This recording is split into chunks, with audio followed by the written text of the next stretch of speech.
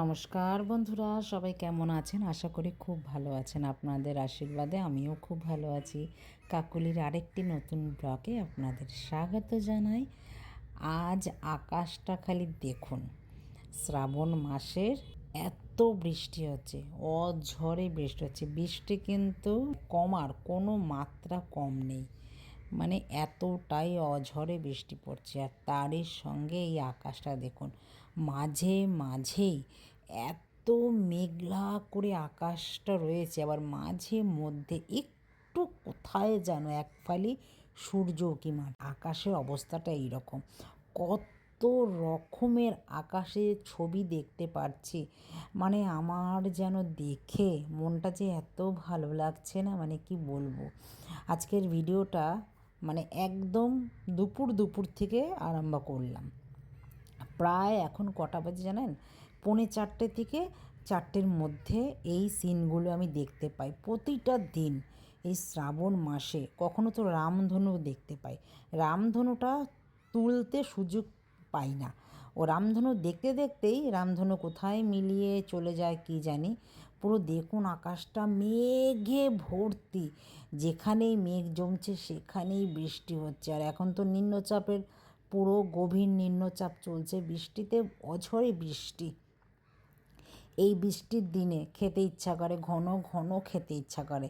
আর দাদাও ভিজেছে, মেয়েও ভিজেছে স্কুল থেকে আসার সময়। তো আজকে আমি বানাবো জানেন কি? এটা দেখে কেউ বুঝতে পারছেন আমি কি বানাতে চলেছি? অনেক দিনের পুরনো ডিশ, এটা হারিয়ে গেছে প্রায়, এখন আর দোকানে এসব পাওয়া যায় না, খুব কম। একটু নর্থে পাওয়া যায়, সাউথে আমার তো মনে হয় পাওয়া যায় না। তো আমি ময়দা মেখে রেখেছিলাম সকালবেলায়, আর ওইখানে সব রকমের জিনিস নিয়েছি। ডিম নিয়েছি, পেঁয়াজ কুচি, বিস্কুটের গুঁড়ো, আর কাঁচা লঙ্কা কুচি নিয়েছি। আর ওইখানে একটু বাদাম ভালো করে ভেজে নিলাম, আমার ঘরে কাঁচা বাদাম থাকে। আর ডিমও নিয়ে আর একটা ডো মেখে রেখেছি, ময়দা নরম হয়ে গেছে বেশ। এবার দিয়ে নিচ্ছি একটু বাদাম, পেঁয়াজ, কাঁচা লঙ্কা, আর 2 চামচ কি 3 চামচের মতন বিস্কুটের গুঁড়ো। এখনও বুঝতে পেরেছেন আমি কি বানাচ্ছি? কে জানেন? কে মানে মনে আছে? এখন সবাই রোল, চাউমিন, ফিশ ফ্রাই এইসবের যুগে, তো এটা এখন ব্যাকডেট হয়ে গেছে। কিন্তু আমার কাছে কোনো জিনিসই ব্যাকডেট না, আমার বরঞ্চ পুরনো জিনিসই বেশি ভালো লাগে। তো আমি এটা ভালো করে একটা করে ডো নিয়ে 4টে মুড়ে, এইবার নিশ্চিত সবাই জানতে পেরেছেন বানাচ্ছি মোগলাই। মোগলাই সবসময় একদম ছাঁকা তেলে ভাজা হয়, যারা খেয়েছেন বা খান জানেন। তো আমি একটু ছাঁকা তেলে ভাজলাম না, আমি একটুখানি প্রথমে একটু ড্রাই ভেজে নেব, তারপরে আমি তেল দিয়ে ভাজবো। কেন ঘরে খাচ্ছি তো একটু শরীরেরও তো চিন্তা করতে হবে, মুখের স্বাদ আর হেলদি দুটোকেই চিন্তা করতে হবে। তার জন্যই কিন্তু ঘরে বানানো। আর কিন্তু এই ঘরে বানাচ্ছি বলে কোনো অংশে কিন্তু কম হবে না এটা খেতে টেস্টে, বরঞ্চ ঘরের জিনিসই বেশি ভালো টেস্টি হয়, আমার তো তাই মনে হয়। আমি একটা দিয়ে দিয়েছি, আর একটা বানিয়ে নিচ্ছি। দাদাও বলছে যে অনেক দিন পর আজকে খেয়েছি, মানে এতটাই ভালো হচ্ছে, এতটাই স্বাদ হয়েছিল, মানে বন্ধুরা কি বলবো। আপনাদের যদি খেতে ইচ্ছা করে আবার বানিয়ে খাবেন। একদম সোজা বানানো, মোগলাই বানানো সব থেকে সোজা। আমি কি সুন্দর বানিয়ে নিলাম, আমি কিন্তু খুব একটা সময় লাগেইনি। এবার আমি বেশ তেল দিয়ে নিলাম, তাতে তেলটা একটু কম লাগবে। মোগলাইতে কিন্তু একদম মানে কড়াই ভর্তি করে তেল দেয়, সে তার মধ্যে ছাড়ে। আমি আগে কি ওপরটা একটু ভালো করে ভেজে নিলাম শুকনো তাওয়াতে, তারপরে দিলাম তেল। এবার ঘুরিয়ে আস্তে আস্তে করে আঁচটাও অল্প করে দিয়েছি, একদম ভেতর থেকে পুরো সুন্দরভাবে ভাজা হয়ে, আর ওপরটা তো মচমচ করবে। আপনারা কি দিয়ে মোগলাই খেতে ভালোবাসেন আমাকে কিন্তু কমেন্টে জানিয়েন। আমরা যখন ছোট ছিলাম বা আমরা যখন একটু বড় হলাম, তখন কিন্তু আমরা রোল, চাউমিন আর মোগলাই, আর হয়তো ফিশ ফ্রাই, এগুলোই খেয়ে মানুষ হয়েছি বলতে পারেন।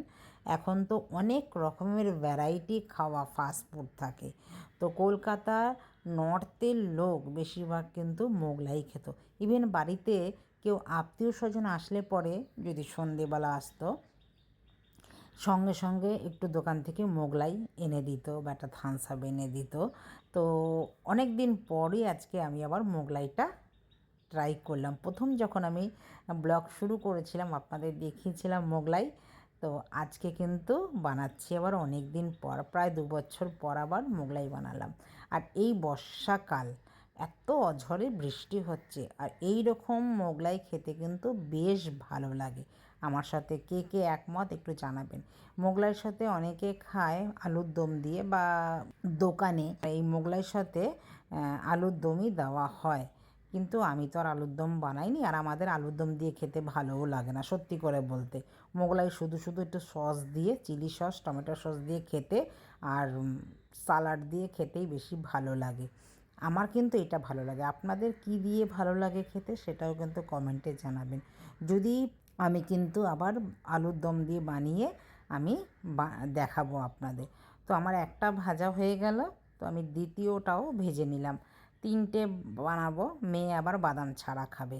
তো হয়ে গেছে আমার একটা, এখন এটাকে কেটে পরিবেশন করে দিই। দাদা খাবে এখন। দাদা তো খেয়ে খুব ভালো বলেছিল, মানে কি বলবো আর। আমার কাটার আছে 4 ভাগ হচ্ছে বড় বড়। চলুন খাওয়া যাক, বৃষ্টিতে বেশ ভালো লাগে। তো ভিডিওটা কেমন লাগলো, যদি কোথাও ভালো লেগে থাকে লাইক কমেন্ট শেয়ার করে চ্যানেলটিকে সাবস্ক্রাইব করে পাশে থাকার অনুরোধ রইল। এই দেখুন আরেকটা হয়ে গেছে, এবার দাদাকেও দিয়ে দিয়েছি, এবার মেয়েরটা হচ্ছে।